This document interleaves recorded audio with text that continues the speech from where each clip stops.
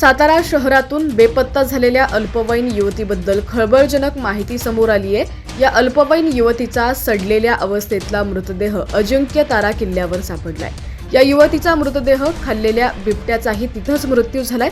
युवतीच्या मृतदेहाच्या शेजारीच असलेल्या एका झाडावर बिबट्या मृत अवस्थेत आढळून आलाय, त्यामुळे या घटनेचं गूढ वाढलेलं आहे।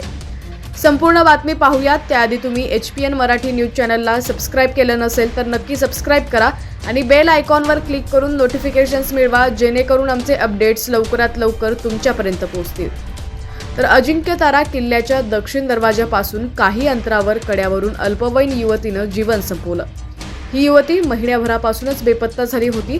अजिंक्य तारा किल्ल्याच्या पायथ्यावरून डोंगरावर फिरण्यासाठी काही जण गेले होते, तेव्हा युवतीचा मृतदेह सडलेल्या अवस्थेत आढळला। मृतदेह आढळल्यानंतर सातारा शहर पोलीस आणि वन विभागाचे कर्मचारी दाखल झाले। संबंधित युवती एका महिन्याभरापूर्वी सातारा शहरातून बेपत्ता असल्याची माहिती समोर आली। बिबट्याचाही त्याच ठिकाणी मृत्यू झाल्यामुळे युवतीनं विष प्राशन करून आयुष्य संपवलं असावं आणि तिचा मृतदेह बिबट्यानं खाल्ला असावा, ज्यामुळे त्याचाही मृत्यू झाला असावा असा प्राथमिक अंदाज पोलिसांनी व्यक्त केलाय। दोघांचं शवविच्छेदन केल्यानंतर या घटनेची नोंद सातारा पोलीस ठाण्यात करण्यात आलेली आहे।